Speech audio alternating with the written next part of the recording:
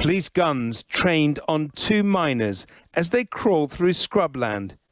It's the 16th of August, 2012. These scenes were filmed in Marikana, South Africa, by 2 policemen on the day that 34 miners were killed by police guns. They show the police have come heavily armed, backed by elite special task force officers, for what looks like a final showdown with striking miners. Crucially, they show the events from the police's point of view. South African police have always maintained that they were acting in self-defense that day after coming under attack from miners bearing arms. These pictures, filmed by news agency journalists, were beamed around the world and have come to be the defining images of the massacre. For some time, they were the only images showing what happened that day. But they only tell part of the story. Most of the miners did not, in fact, die at this scene. So back to the police video. It's here, a few hundred meters away from the media, and crucially, out of sight of their cameras, where most of the miners actually died. The men had fled here after the initial shooting, seeking sanctuary. In one part of the footage, an officer from the tactical response team, made up of crack police marksmen, calls for restraint. There's a miner on the move nearby. Wait, don't shoot him, don't shoot him! But gunfire rings out. Moments later, the policeman moves over to where a man lies motionless. Just audible, an officer boasts how he took the man down. The young man was later identified as 26-year-old Tabile Mpumza. He was shot 12 times. They head into a cluster of rocks, known in Afrikaans as a koppie. It's since been dubbed the killing koppie because it's here that most of the miners died. As the policemen walk on, they talk about how the miner was finished off and boast about their prowess with weapons.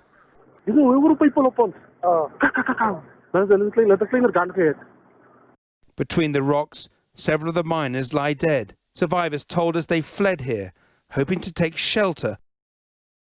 There is some forensic evidence or some scene of crimes evidence which show that cartridges were found not far from the bodies of those people who died, but were found high up or a little higher up, which really indicate that police officers were standing on a rock and firing down into a gully where men were defenseless. In among the rocks, in scene after scene, men, some severely injured, lie sprawled in the immediate aftermath of the shooting. What happened at the killing koppie is now the main focus of the Commission of Inquiry. Families of the dead have accused the police of destroying other video evidence as part of a cover-up. The police deny it, but their own video raises more disturbing questions about what happened on that day.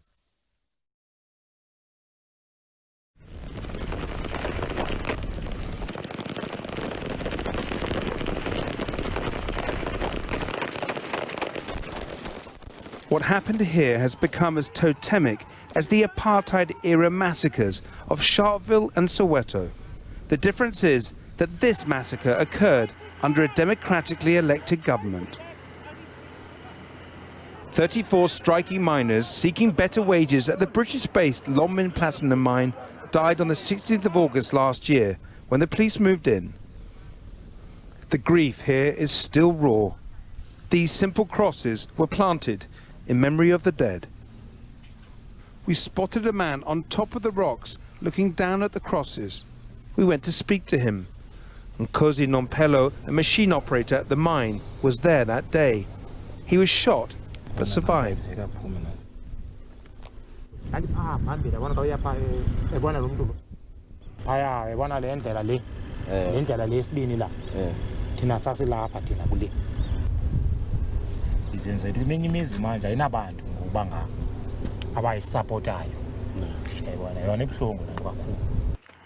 Following a national outcry over the massacre, the government set up the Marikana Commission of Inquiry, which got underway late last year. But Channel 4 News has unearthed shocking evidence that the miners, who are now about to give evidence for the first time, are being harassed and intimidated by the police in an apparent attempt to silence them. Bede Glunga, one of the strike leaders, told me that he recently had an unexpected visit from the police in the dead of night.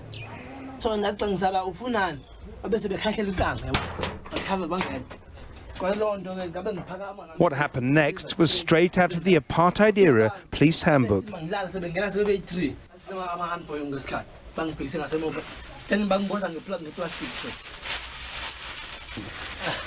Like that? Yes, like this. So maybe 15 minutes because because the way Bele says the police officers then took him at gunpoint to a police station where he was tortured over several days.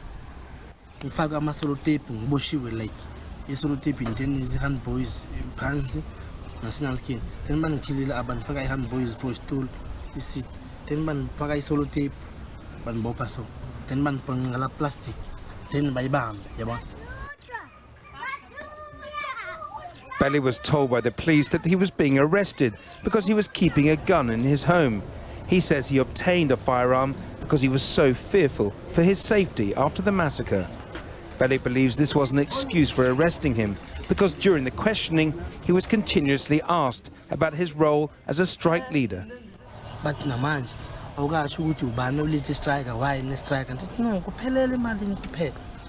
Despite his ordeal, Bele still intends to testify at the commission and to identify the police involved in his torture. Tibonele Sebopa's phone never stops ringing these days. It's usually distress calls from worried miners.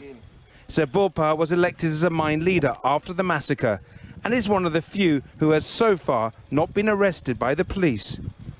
Just before we arrived, 4 more miners' leaders were arrested. They're all worried about what might happen to them in police custody.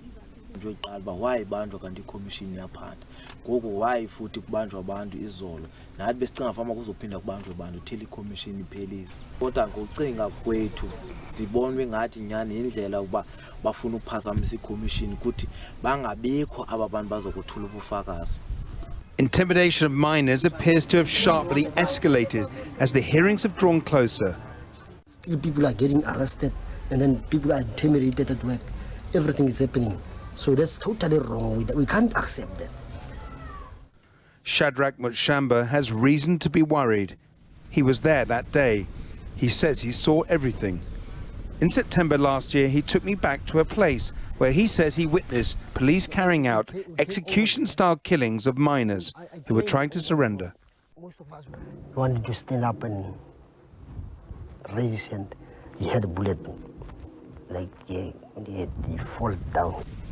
So explosive are these allegations, Shadrach will be a critical witness at the commission.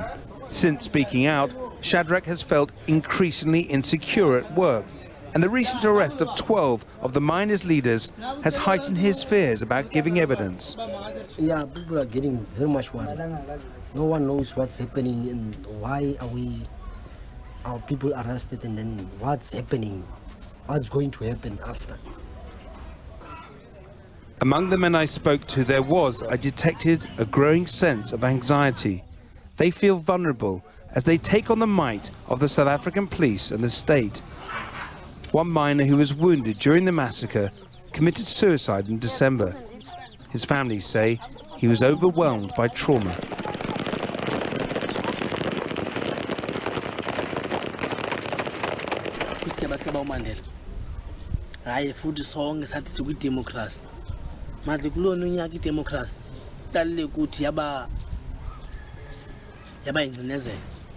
Saphindela kwindalashe apho besicinezelwa kakhulu sibulawa like into yenzeke soweto bantwaneni.